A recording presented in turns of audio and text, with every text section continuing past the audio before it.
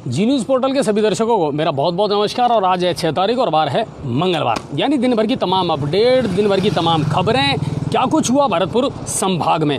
मुझे मालूम है कि आज मैंने मास्क नहीं लगाया और उसके लिए मैं आप सबसे क्षमा प्रार्थी हूँ। उसका एक कारण था कि मुझे भी नहीं पता, मैंने साइड की जेब में रख रखा था और वो कहाँ बाइक से रास्ते में गिर गया। लेकिन बिल्कुल मास्क का पालन हम सबको करना है, क्योंकि जब तक कोई वैक्सीन नहीं आ जाती सर, कम से कम प्लीज़ मेरी भी सब लोगों से रिक्वेस्ट है। आज मंगलवार था और गंगापुर में पूर्ण लॉकडाउन रहा, और ना सिर्फ गंगापुर में बल्कि पूरे ज़िले में आज संपूर्ण लॉकडाउन था और पूरे गंगापुर ने इसका बड़ी ईमानदारी से पालन भी किया है, इसमें कोई शक नहीं है। इक्के दुक्के लोग ही आज नज़र आए। सरकारी दफ्तर जितने भी थे, बैंक थी, वो सब ज़रूर खुली रही और जिनके ज़रूरी काम थे वही लोग घर से बाहर निकले, वरना सब लोगों का काम सब लोग अपने घरों में रहे। और अच्छी बात है कि आप एक गाइडलाइन का पालन करें और उन नियमों का पालन ज़रूर करें जिनकी सरकार ने एक एडवाइजरी जारी कर रखी है। चलिए बढ़ते हैं आज की तमाम खबरों की तरफ। तो सबसे पहले बात करते हैं भरतपुर की। भरतपुर एसपी ने आज बड़ी कार्रवाई की साहब, और बड़ी कार्रवाई ये की, पुलिस महकमे में बहुत बड़े बदलाव उन्होंने किए और उन्होंने 6 हेड कांस्टेबल और 14 कांस्टेबलों को आज लाइन हाजिर कर दिया। और साथ ही ये भी उन्होंने सिफारिश की है कि अब इनको यातायात पुलिस में ना लगाया जाए या ट्रैफिक में इनको नहीं लगाया जाए, क्योंकि इन लोगों के बारे में लगातार उनके पास में शिकायतें आ रही थी। और सोचने का मुद्दा ज़रूर है साहब, और मुद्दा इसलिए है क्योंकि पुलिस को जो अपना व्यवहार है ना, वो कहीं ना कहीं सुधारना पड़ेगा। हम पहले से ये बात कहते आ रहे हैं सर कि आम आदमी के साथ में पुलिस का जो व्यवहार है वो थोड़ा सा बदले साहब, क्योंकि आम आदमी डरता है साहब पुलिस के पास जाने से। और इसी बात पर आज एक्शन लिया एसपी डॉक्टर अमनदीप सिंह कपूर ने भरतपुर में, और उन्होंने इस तरह की कड़ी कार्रवाई की है और ये चर्चा का विषय रही आज भरतपुर में। अब बात करते हैं साहब करौली की, कि करौली या उसके आसपास से क्या खबरें रही।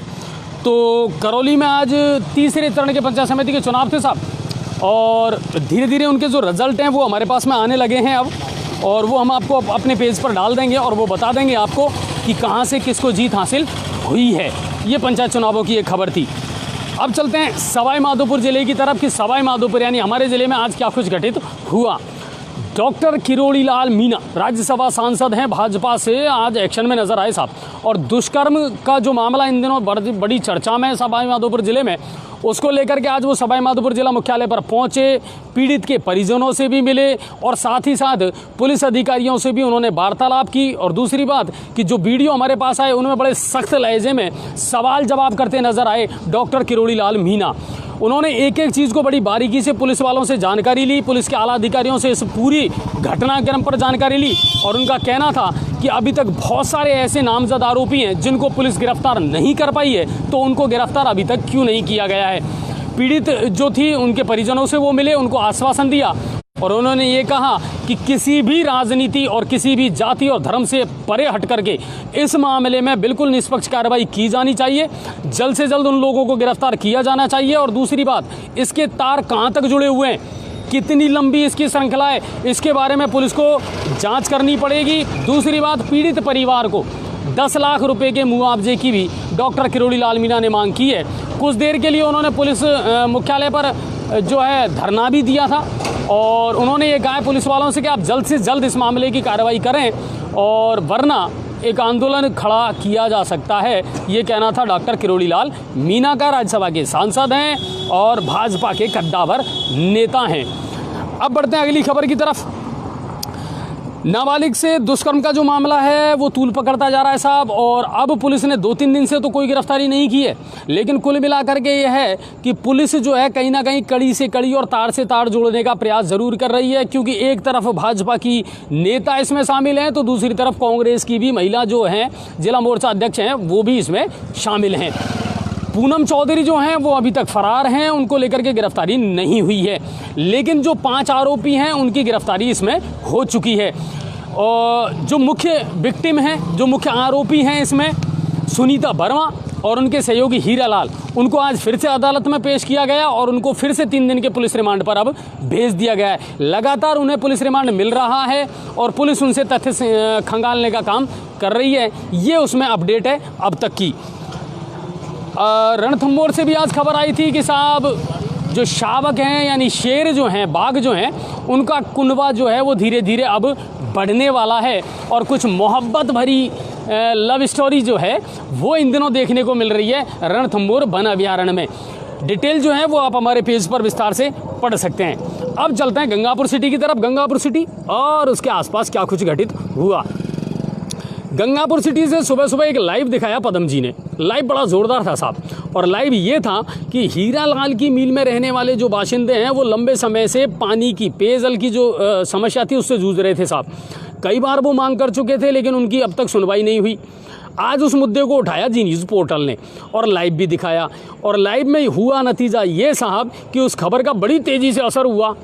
तुरंत ही जो जलदाय विभाग के आला अधिकारी थे वो एक्शन में नजर आए, जेसीबी लेकर के मौके पर पहुंचे, मौके पर सारी चीज़ों को देखा, खंगाला, और उसके बाद में मशीन से खुदाई चालू करके और पेयजल की समस्या का समाधान करने में जुट गए। पदम जी, क्या मामला था? मामला पानी की समस्या का था। लोग हीरालाल की मिल से 2 साल से परेशान थे, और उन्होंने जब बताया कि हम 2 साल से यहाँ बार बार आ रहे हैं, तो आज वो लोगों में आक्रोश देखा गया और इसके लिए उन्होंने प्रदर्शन भी किया। हम 10:15 बजे पहुँचे वहाँ पर। पहुँचने के बाद में एक अजीब नज़ारा देखा। वहाँ पे कोई अधिकारी नहीं था, कोई सुनने वाला नहीं। पर जब जी न्यूज़ पोर्टल ने इसको लाइव दिखाया तो वहाँ पर अधिकारी धीरे धीरे आने लगे, और जब हमने अधिकारियों से सवाल जवाब किए, क्यों पब्लिक परेशान है, 2 साल से आप सुनी नहीं रहे, तो उन्होंने तुरंत एक्शन लेते हुए अमृत योजना के ठेकेदार को बुलाया, और वो मौके पर वहाँ पर हीरालाल की मिल पर पहुँचे। ठेकेदार सहित अय्यन जयन सब पहुँच गए थे हीरालाल की मिल पे, मौके पर पहुँच गए, और तुरंत प्रभाव से उसको एक जेसीबी मंगवाई और उसकी खुदाई चालू कर दिया, और लाइन डालने का काम शुरू हो गया।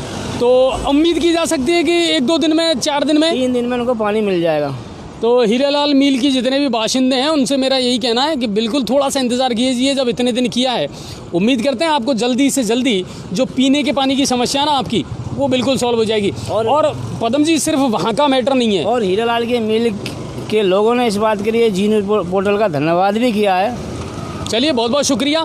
अच्छा, सिर्फ वहाँ का मैटर नहीं है सर, अब बात आती है वार्ड नंबर 13 खेड़ापति वाला मोहल्ला जो है साहब, वो लोग भी बहुत दुखी हैं पदम जी, और उनका भी फिर अब हमको कोई ना कोई एक्शन लेना पड़ेगा। वो भी समस्या का समाधान उनका भी होगा, लेकिन धीरे धीरे, क्योंकि उनके पास में उनकी सबसे बड़ी समस्या जो अमृत योजना वालों की है। आज हमने अधिकारियों से वार्ता की इस मामले में, और ठेकेदार जी से भी बात की। उनका कहना है कि हमारा 70-80 करोड़ रुपया बकाया चल रहा है इस पर, राज्य सरकार पर, अभी तक हमारा पेमेंट नहीं दिया। और वहीं पेज पर का जो ठेकेदार है वो भी यही कहता है कि हमारा 80 लाख रुपए बकाया, हम पेज पर कहाँ से कराएं, जेब से कहाँ तक दें।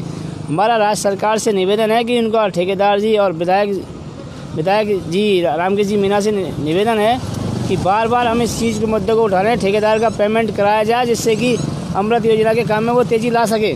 देखिए, बहुत सारे काम ऐसे हैं जो सिर्फ पैसे की कमी की वजह से अटके हुए हैं। केंद्र सरकार ने राशि जारी कर दी है, मगर राज्य सरकार ने अभी तक इन लोगों को पैसा नहीं दिया है, और मायना रखता है साहब 80 करोड़ रुपए।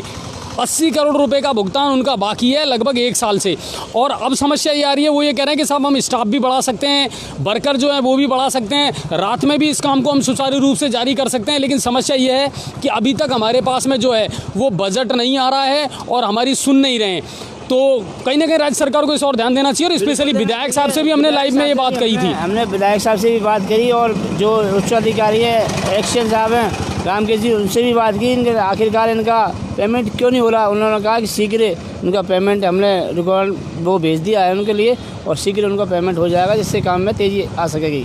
और ना सिर्फ वार्ड नंबर 13, जामा मस्जिद का भी आज एक लाइव दिखाया था पदम जी ने, और उन लोगों ने मुझे भी फ़ोन किया था, और मैंने तुरंत पदम जी को इस बारे में इन्फॉर्म किया कि सर फील्ड में जाकर के देखिए कि प्रॉब्लम क्या है।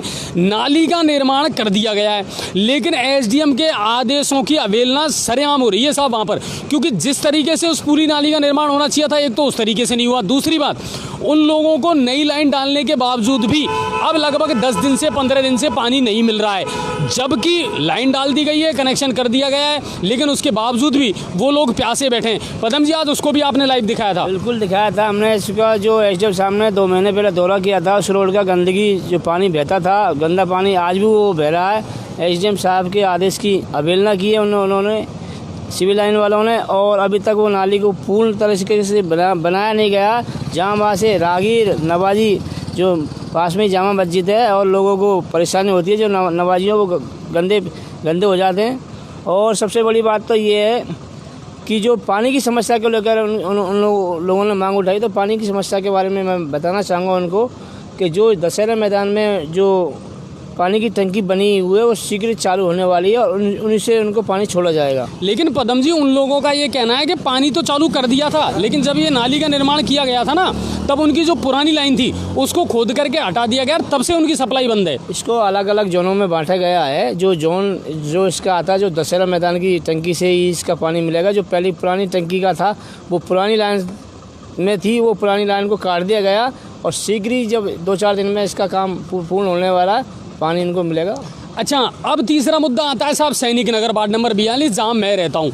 अगर मुझसे आप हकीकत पूछें तो साहब मैं भी पूरे 5 साल हो गए मुझे वहाँ रहते हुए, और 5 साल से हम लोग सिर्फ टैंकर के पानी से गुजारा कर रहे हैं। पाइपलाइन तो डाल दी गई है, लेकिन उसको कनेक्ट नहीं किया गया है। इस बात के लिए मैं सभी सैनिक नगर और आपकी कॉलोनी वासियों को बताना चाहूँगा और विश्वास दिलाना चाहूँगा, शीघ्र ही उनके पास में वो पेमेंट की, और जो नाइट में काम करने वाले हैं ना, वो क्या कैश पैसा मांगते हैं मजदूर वर्ग। बिल्कुल। और जो आपका जो काम अटका पड़ा है वो सिर्फ एक क्रॉस होना है रोड का, बाकी काम आपका पूरा हो चुका है आपके लोगों का, और वो शीघ्र ही मतलब क्रॉस होते ही आपको पानी मिलने लगेगा।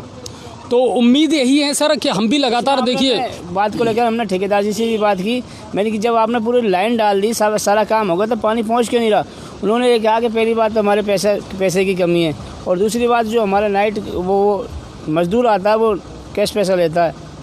शीघ्र ही हमारा पेमेंट 1-2 दिन में, जब भी 1-2 दिन में हो जाएगा, तो उसमें क्या रात में, और ये सारा काम हम रात को करेंगे, क्योंकि जो मेन रोड है वो दिन में प्रॉब्लम भी रहती है, मेन रोड है, और उसको जब उसको काटा जाएगा तो उसमें काफ़ी रास्ता जाम होगा, और इसलिए शीघ्र ही उनको पानी मिलेगा। ये हमारा बात। कुल मिलाकर के बहुत सारी समस्याएं ऐसी हैं सर जो हमारे बिल्कुल ध्यान में हैं। आप लोग बिल्कुल बेफिक्र रहे हैं, हम किसी समस्या को छोड़ते नहीं हैं सर, लेकिन कहीं ना कहीं हमारी भी कुछ मजबूरियां हैं, क्योंकि हम भी उन अफसरों से लगातार संपर्क करते रहते हैं और कोशिश ये करते हैं कि जल्द से जल्द समस्याओं का समाधान हो। कल हमने एक खबर आपको दिखाई थी कि सीवरेज वाले जहाँ भी खोद रहे हैं साहब, वो घरेलू जो उपभोक्ता हैं उनसे बिजली का कनेक्शन ले रहे हैं। मैंने कल भी आपसे मना किया था और मैं आज भी मना कर रहा हूँ, लेकिन ताज्जुब की बात यह है कि हमारे कुछ जो दर्शक हैं ना साहब, वो इतने सरफिरे हैं कि वो शायद इसके लिए हमको जिम्मेदार समझते हैं, और वो लगातार हमें फ़ोन कर रहे हैं। साहब आपको हमने फ़ोन करा था, इसका कोई नतीजा नहीं निकला। हम बंद नहीं करने वाले हैं, हम फिर आपसे ये कहने वाले हैं कि सर आप मना कर, किसी को लाइट देनी है किसको नहीं देनी है ये आप पर डिपेंड करता है। और आपको लग रहा है कि साहब फिर आप न्यूज़ चैनल क्यों चला रहे हैं, तो मैं ऐसे दर्शकों से कहना चाहूँगा कि सर धन्यवाद आपका बहुत बहुत। अब तक आपने अगर हमारे चैनल को देखा है तो आज के बाद में इस तरह की आप हरकतें ना करें, और ये ध्यान रखिए कि हम सिर्फ आपकी समस्याओं के समाधान के लिए ही हैं, लेकिन हम जिम्मेदार नहीं हैं। काम प्रशासन को ही करना है, काम हम नहीं करेंगे आपका।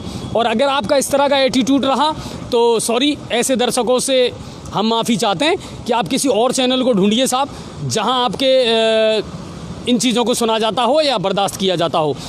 चलिए, तो ये बात थी। अब बढ़ते हैं अगली खबर की तरफ, गंगापुर सिटी से ही, कि पानी का लीकेज आज आपने दिखाया था साहब। एक हिस्सा तो वो है जहाँ गंदे पानी से या पानी की कमी से लोग जूझ रहे हैं, लेकिन कुछ हिस्से ऐसे भी हैं जहाँ पानी की बर्बादी बहुत तेज़ी से हो रही है।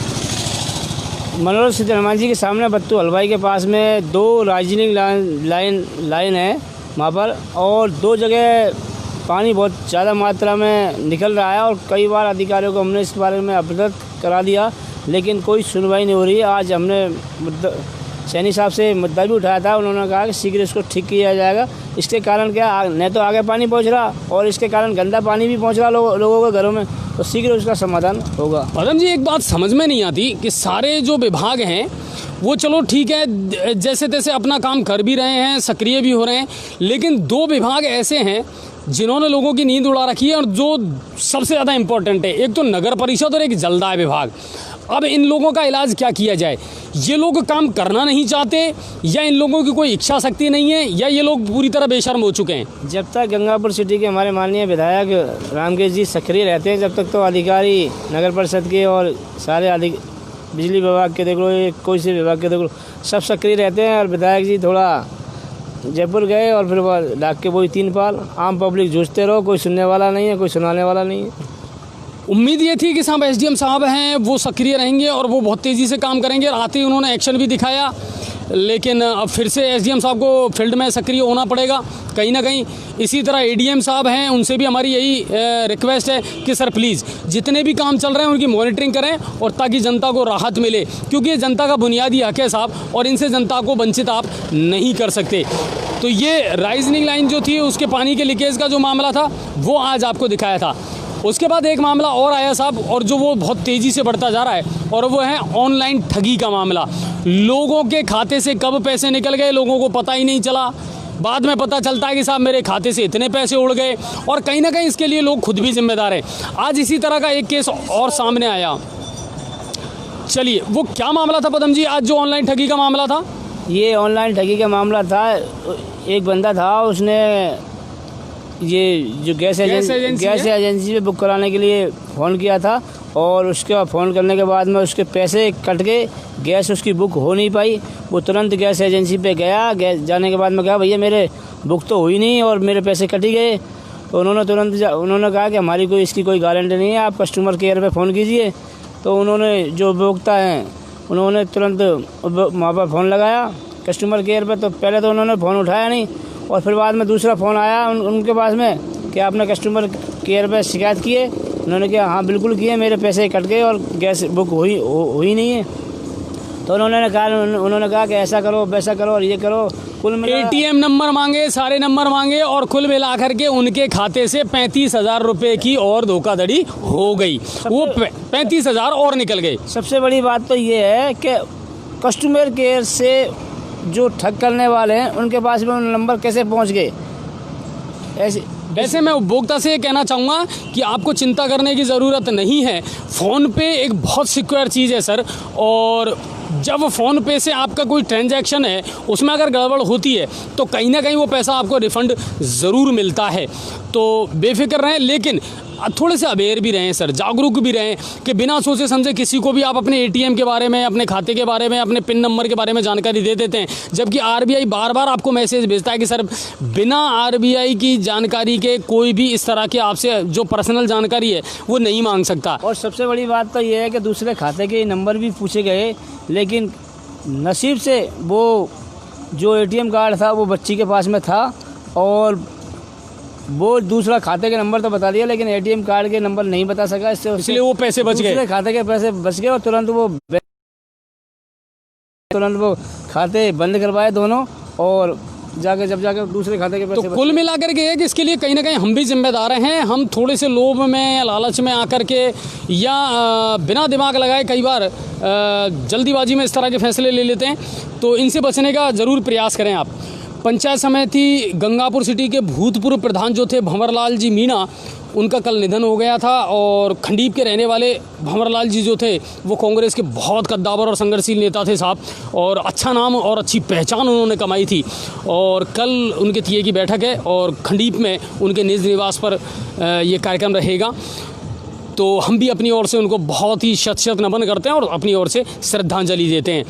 मेरा कम ही मौका मिला था उनसे मिलने का, लेकिन कुल मिलाकर के ये है कि वो लंबे समय तक सक्रिय रहे और अच्छी जान पहचान और अच्छी पकड़ थी उनकी राजनीति पर। और ये वार्ड नंबर के 45 का वो आ रहा है, तो हमारा हाँ, ये वार्ड नंबर 45 की कल भी हमने बात कही थी। आज हमारे एसडीओ साहब से भी बात हुई है, वो शीघ्र ही मौके स्थिति पे जाएंगे और शीघ्र समाधान करने की कोशिश करेंगे। वार्ड नंबर 45 सैनिक कॉलोनी रास्ते का मामला है और लगातार हम इस मुद्दे को उठाते आए हैं, और जल्द से जल्द एसडीएम साहब मौका मुआयना कर करके और वहाँ इस मामले का निस्तारण ज़रूर कर देंगे। आज उनसे बात हो चुकी है हमारी, तो और ऐसा कोई मैटर नहीं है। एसडीएम साहब ने ये कहा कि हमें रेलवे वाले को काम तो करने दीजिए, आप एक बार काम करने देंगे तो जो जगह बचेगी उसमें एडजस्ट करने के प्रयास करेंगे उनको। हाँ, आश्वासन तो यही मिल रहा है, लेकिन देखना होगा क्या होता है।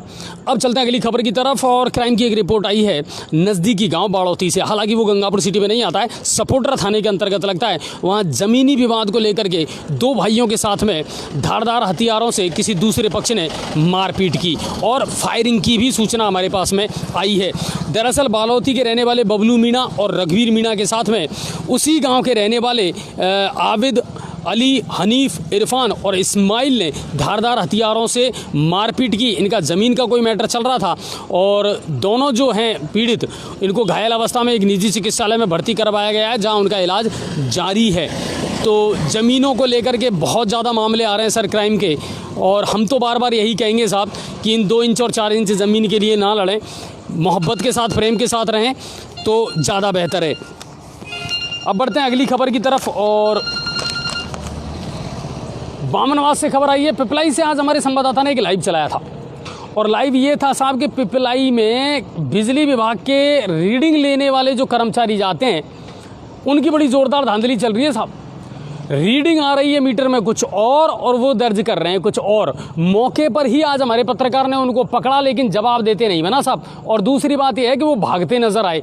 हालांकि हमारे रिपोर्टर ने थोड़ी सी वहाँ कमी रख दी कि काश उस पूरे मामले का निस्तारण कर देते और उन लोगों का पीछा नहीं छोड़ते। पदम जी, बड़ा जोरदार मामला था। मीटर रीडिंग दिखा रहा 330 और वो दर्ज कर रहे हैं 880।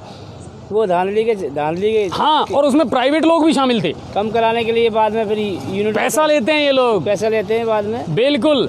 फिर जब आपका बिल आता है या गड़बड़ आती है ना, तो फिर ये लोग आपसे पैसा लेते हैं कि हम मीटर की रीडिंग कम कर देंगे, आप हमें पैसा दे दीजिए। ऐसे लोगों से बचने का प्रयास ज़रूर करें। और एक बात और, अब एक नियम बना लीजिए आप कि जब भी कोई अधिकारी या कर्मचारी आपके पास आता है तो उसका आई कार्ड ज़रूर मांगे साहब आप, क्योंकि ये गवर्नमेंट का बिल्कुल नियम है कि गवर्नमेंट सेक्टर में काम करने वाले हर व्यक्ति को, हर कर्मचारी को अब अपनी आईडी साथ रखनी होगी। आप आईडी देखें, और यदि वो प्राइवेट सेक्टर से जुड़ा हुआ कोई आदमी है तो उसके बारे में जानकारी जरूर जुटाएं। दूसरी बात, वो रीडिंग लेने में कहीं ना कहीं गड़बड़ ना कर रहा हो। आप लोग उपभोक्ता को भी अपने मोबाइल से उसकी फोटो खींच लेनी चाहिए। बिल्कुल जागरूक होना पड़ेगा। रीडिंग दे रहा है, कितनी वो लिख रहा है, बिल्कुल जागरूक होना पड़ेगा आप लोगों को भी। ये बिल्कुल सही बात है। और इसके अलावा एक बात और ध्यान में रखिए कि अपनी जो भी रीडिंग आती है, मीटर में जो बिलिंग होती है, उन चीज़ों का भी आप विशेष ख्याल रखें, ताकि आप लोग सबूत के साथ में कल को ऑब्जेक्शन उठा सकें। तो ये बामनवास से एक मामला हमारे सामने आया था। इसके अलावा और कोई क्राइम की बड़ी रिपोर्ट नहीं थी। अगर गंगापुर सिटी और उसके आसपास की बात की जाए तो सर अब महिला की मौत का मामला, हाँ, एक मामला और आया था साहब, संदिग्ध अवस्था में महिला की मौत का मामला। इसको लाइव दिखाया था पदम जी ने, और वो महिला गंगापुर सिटी की रहने वाली थी, और अफसोस की बात है कि उसका ससुराल भी यही था। उसके बावजूद भी परिजनों ने आरोप लगाया है कि साहब दहेज की मांग को लेकर के इस महिला को प्रताड़ित किया जा रहा था लंबे समय से। अमनपुरा कॉलोनी का वो मामला था, और उसकी संदिग्ध परिस्थितियों में मौत हो गई। पदम जी, क्या मामला था? और मेरे ख्याल से बहुत रो रो करके बुरा हाल था परिजनों का हॉस्पिटल में। मई को पास की एक इस्लामपुरा मदीना मस्जिद के पास अमन कॉलोनी है, वहाँ पर दोनों ससुराल पक्ष और पियर पक्ष आसपास ही रहते हैं। और उन्होंने, पियर पक्ष ने आरोप लगाया है कि हमारी जो बच्ची है मरी नहीं है, मारी गई है, और उन्होंने कोतवाली थाने में मुकदमा दर्ज कराया उनके खिलाफ। अच्छा, दूसरी बात ये है कि अब महिला का जो शव है वो पोस्टमार्टम करवा करके और परिजनों के सुपुर्द कर दिया गया है। थानाधिकारी दिग्विजय सिंह जी भी अस्पताल पहुंच गए थे, परिजनों के उन्होंने भी बयान दर्ज कर लिए हैं, उनसे पूरी जानकारी ली है। अब जांच का विषय ज़रूर है कि क्या मामला था। और इस तरह का एक मामला देखने में आया है कि शायद दहेज के लालच में फिर एक महिला की बलि चढ़ा दी गई है। इसके अलावा और कोई बड़ी रिपोर्ट या बड़ी अपडेट आज नहीं थी।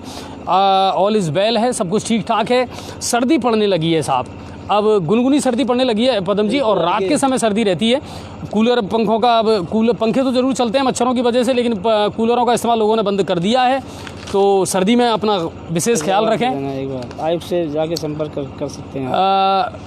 खगेश जी ने भेजा कि नगर परिषद का कार्यकाल पूरा हो चुका है, पार्षद महोदय के पास कोई पावर नहीं है, जयन ध्यान देता नहीं, किससे कहें? नहीं, बिल्कुल आप आयुक्त साहब से मिलिए साहब, ऐसा नहीं है। कर्मचारी तो काम कर रहे हैं, ब्यूरोक्रेट्स काम कर रहा है, जनप्रतिनिधि तो पावरलेस हुए हैं। और एक बात और बता दूं, इसको लेकर के आज अपडेट और आ गई है। 13 अक्टूबर को निकाय चुनावों को लेकर के आरक्षण की लॉटरी निकाली जाएगी साहब। यस, 13 अक्टूबर को लेकर के। लेकिन एक चीज़ और है, इसमें बीच में एक घपला और फंसा हुआ है कि हाईकोर्ट ने कहा 31 अक्टूबर तक आपको चुनाव करवाने ही होंगे हर हालत में, 31 अक्टूबर के बाद तक। लेकिन राज्य सरकार इसके खिलाफ अपील दायर कर रही है कि साहब हम चुनाव करवाने की स्थिति में नहीं है। अब देखना होगा ऊँट किस करवट बैठता है। लेकिन पंचायत चुनाव के लेकर के, नगर निगम के जो चुनाव हैं उनको लेकर के जारी हो चुकी है गाइडलाइन, और 13 अक्टूबर को आरक्षण की लॉटरी निकाली जाएगी। तो ऐसा नहीं है, आप मिल सकते हैं आयुक्त महोदय से अपनी समस्याओं को लेकर के। तो ये बात है। इसके अलावा और कोई आयुक्त साहब को पूरे इस टाइम पावर है, आयुक्त साहब, और कोई सभापति कोई बीच में कोई कुछ नहीं कर सकता और बराबर सुनवाई करेंगे। बिल्कुल। अब बढ़ते हैं अगली खबर की तरफ, और अगली खबर ये है साहब कि लगातार गंगापुर सिटी के निजी विद्यालयों के द्वारा, मैं नाम नहीं लेना चाहता अभी यहाँ पर, वरना अगर लगातार ये शिकायतें आई तो मैं कल भी नाम भी लूँगा। बहुत सारे निजी विद्यालय ऐसे हैं जिन्होंने फीस मांगना शुरू कर दिया है और वो प्रेशर बना रहे हैं अभिभावक पर। मैं आपको बता दूं कि अभी आप ऐसा नहीं कर सकते हैं सर। दूसरी बात कि जिस बुरे दौर से पूरा हिंदुस्तान गुजरा है, उसी बुरे दौर से पूरी दुनिया गुजर रही है। तो ऐसे में आप अपने स्वार्थ की पूर्ति के लिए किसी पर बेवजह का प्रेशर नहीं डाल सकते हैं। बहुत सारे विद्यालय ऐसे हैं जिन्होंने अपनी किस्तों को बढ़ा दिया है। बहुत सारे विद्यालय ऐसे हैं जो अभिभावकों के साथ में कोऑपरेट कर रहे हैं, तो आपको भी कोऑपरेट करना पड़ेगा। इस बात का आप ख्याल रखिए। आप बेवजह का प्रेशर किसी भी अभिभावक पर नहीं डाल सकते। हमारे पास में लगातार शिकायतें आ रही हैं कि साहब निजी विद्यालय फीस मांग रहे हैं, टीसी नहीं दे रहे, मार्कशीट नहीं दे रहे। आप किसी भी की भी टीसी या मार्कशीट नहीं रोक सकते हैं, ये आपका अधिकार नहीं है, ये ख्याल रखिए आप। इसके अलावा निजी विद्यालय के शिक्षक और कर्मचारियों का भी इस समय सबसे बुरा हाल है साहब। मुझे लगातार, क्योंकि मैं खुद उस सेक्टर से लंबे समय तक जुड़ा रहा हूं, बहुत सारे मेरे दोस्त हैं, मेरे बहुत सारे साथी ऐसे हैं जो निजी शिक्षण संस्थाओं में कार्य करते थे और आज वो दर दर की ठोकरें खाने को मजबूर है, क्योंकि विद्यालय लगभग 8-8, 10-10 महीने से उनकी तनख्वाह नहीं दे रहे हैं, उनकी सैलरी नहीं दे रहे हैं।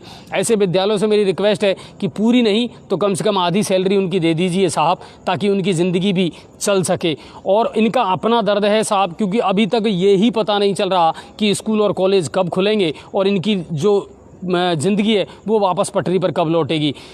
अगर बच्चों की बात की जाए, स्टूडेंट्स की बात की जाए, तो अब सर उनका पेशेंस भी जवाब देने लगा है। ऑनलाइन पढ़ाई है, उसका कोई महत्व नहीं है सर, उसका कोई सेंस नहीं निकल रहा, कोई रिजल्ट नहीं निकल रहा, और बच्चे लगभग जितनी तैयारी थी, जितनी पढ़ाई थी, वो सब भूल चुके हैं। अब उनको वापस रिदम में आने में बहुत वक्त लगेगा। तो राज्य सरकार से भी हमारी ये अपील है सर, हालांकि आपने 31 अक्टूबर तक के आदेश तो निकाल दिए कि अभी तक कोई विद्यालय नहीं खुलेगा, लेकिन मेरा मानना ऐसा है कि सर धीरे धीरे जब आपने सब चीज़ों की शुरुआत कर दी है, तो अब इन चीज़ों को भी कुछ मेडिकल गाइडलाइन के साथ में शुरू किया जाना चाहिए। क्योंकि सबसे बड़ी समस्या ये आ रही है साहब कि रोज़गार और बेरोज़गारी के बीच में बहुत बड़ी खाई बनती जा रही है। बच्चे जो हैं वो असमंजस की स्थिति में, जिन्होंने 10th पास कर ली वो अभी तक सब्जेक्ट को लेकर के असमंजस की स्थिति में हैं। अक्टूबर का महीना चल रहा है साहब, नवंबर, दिसंबर, दीपावली आ जाएगी, फिर विंटर वैकेशन आ जाएगी।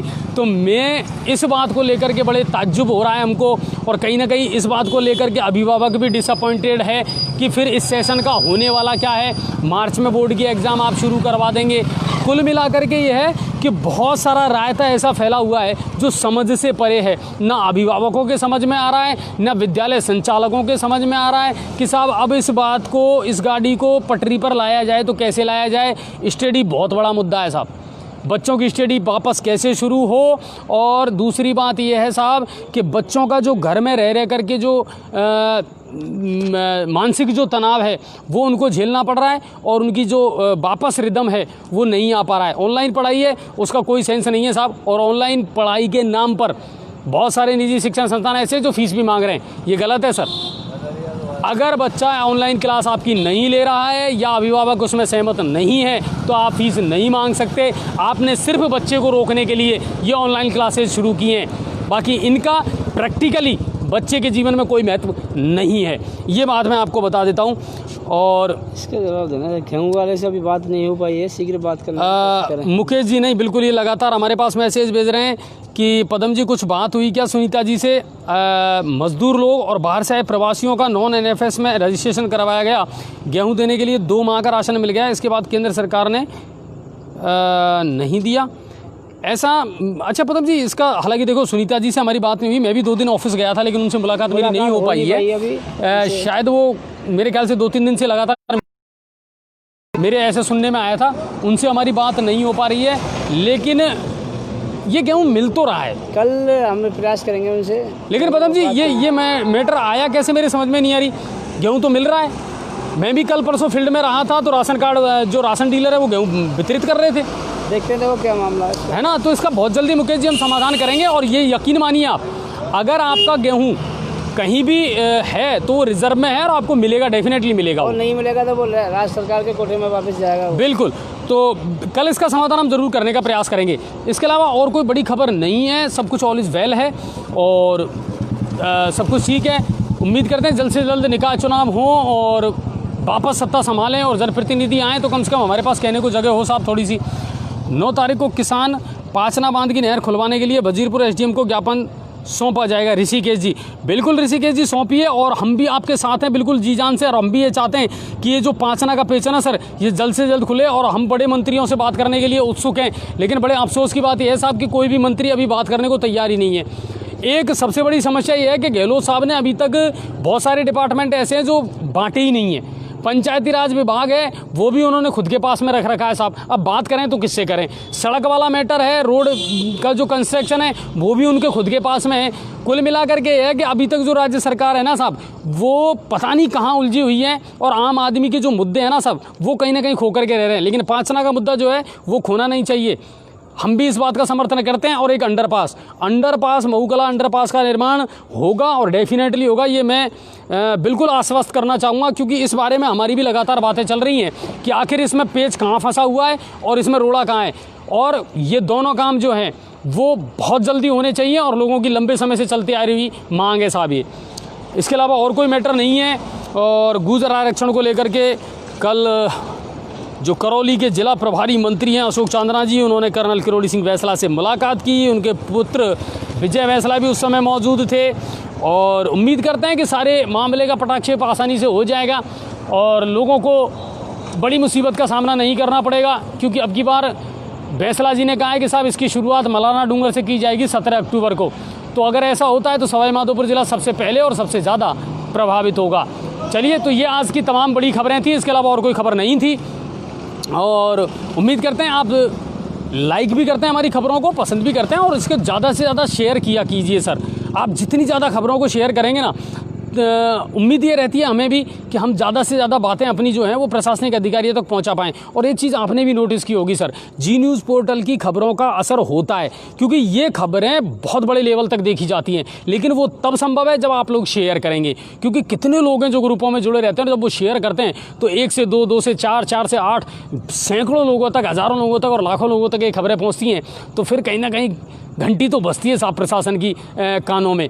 तो बिल्कुल खबरों का असर होता है और मुद्दों को हम आसानी से छोड़ते नहीं हैं। बाकी मेरी दर्शकों से एक रिक्वेस्ट ज़रूर है सर, हर छोटे छोटे मुद्दे के लिए आप हमें फ़ोन ना करें, अधिकारियों से मिलें, उनसे बात करें और अपनी ताकत तो दिखाएं सर। कम से कम अपने जो कहने का तरीका है वो तो दिखाएं, अपनी बात अधिकारियों तक तो पहुंचाएं। जैसा मैंने अभी आपसे कहा ना कि एक बंदा है वो लगातार मुझे फ़ोन कर रहा है और वो भी बेवजह, और आखिर में वो कह रहा है कि आपने चैनल क्यों खोल रखा है। तो मैंने उनसे हाथ जोड़ करके यही कहा, भाई साहब आप किसी और चैनल पर चले जाइए, क्योंकि आपके बात करने का जो तरीका है वो ठीक नहीं है। और दूसरी बात, वो ड्रिंक करके मुझसे बात कर रहे थे अभी शाम के टाइम। ऐसे दर्शकों की हमको आवश्यकता नहीं है। हम वो दर्शक पसंद करते हैं जो बिल्कुल स्वस्थ मानसिकता के साथ हमसे जुड़े हुए हैं और जो चाहते हैं कि हाँ यार कुछ बदलाव होना चाहिए, और हम भी लगातार वही प्रयास करते आ रहे हैं। तो यही बात है और इसके अलावा और कोई खबर हमारे पास में नहीं है। आप सभी का बहुत बहुत शुक्रिया। और लगातार जो हमारी जो खबरें हैं ना, अगर इनको विस्तार से आपको देखना है तो हमारे पेज पर जाइए। जितनी खबरें हम आपको अनछुए पहलू में देखते हैं, अगर उनको विस्तार से आपको देखना है तो पेज पर हर खबर आपको मिलेगी। इसके अलावा अदर जो खबरें हैं छोटी मोटी शहर की, राज्य की, वो भी आपको हमारे पेज पर मिल जाएंगी। तो आप पेज का विजिट ज़रूर कीजिए और दिन भर की जो लाइव है ना उनको भी उतना ही लाइक और शेयर कीजिए, ताकि आप तक खबरें तमाम पहुंच सके। आप सभी का बहुत बहुत शुक्रिया और धन्यवाद। और फिर कल नई अपडेट लेकर के हम आपके सामने फिर पेश होंगे। और कल लॉकडाउन नहीं है तो कल बाज़ार फिर खुलेगा, फिर से रौनक लौटेगी। लेकिन एक विनती फिर मैं करना चाहूँगा सर, आज प्रशासन ने भी कार्रवाई की थी। 12 ऐसे लोग थे जिनके चालान काटे गए थे बिना मास्क के। तो आप मास्क का प्रयोग ज़रूर करें। देखिए, जब एड्स के लिए प्रचार करा था ना तो सरकार ने कहा था कि जानकारी बचावे और कोई इलाज नहीं है। तो जब जिस बीमारी का हमें पता ही नहीं है, जिसके बारे में हमारे पास जानकारी नहीं है, जिसका हमारे पास में इलाज ही नहीं है, तो जब आपको कहा जा रहा है कि साहब आप मास्क लगाइए, आपको पता है ना धूप से बचने के लिए आप लोग अपने चेहरे को कितना कवर्ड करते हैं, हम काले ना पड़ जाएं साहब। तो जब आपको बीमारी से बचना है तो आप मास्क का उपयोग क्यों नहीं कर सकते? तो मास्क का उपयोग कीजिए, एक दूसरे से सोशल डिस्टेंसिंग अपनाइए जब तक वैक्सीन नहीं आ जाती है तब तक, और इसी तरह आप अपने आप को सुरक्षित रख सकते हैं। बाकी इसके अलावा और कोरोना का कोई इलाज नहीं है और बाकी धीरे धीरे त्योहारों ने दस्तक देना शुरू कर दिया है। हालांकि त्योहारों की रंगत बहुत फीकी है, क्योंकि वो जो गाने की पंक्तियाँ ना वो मुझे याद आती है, होली के रंग फीके और बेनूर है दिवाली। तो वो ज़रूर है, लेकिन इस दौर से गुजरेंगे और इस दौर से फटाफट निकल जाएंगे हम, इतनी उम्मीद ज़रूर है हमको। तो आप सभी का बहुत बहुत शुक्रिया और धन्यवाद, और इसी तरह जी न्यूज़ पोर्टल देखते रहें। आप सभी को जय हिंद और जय भारत।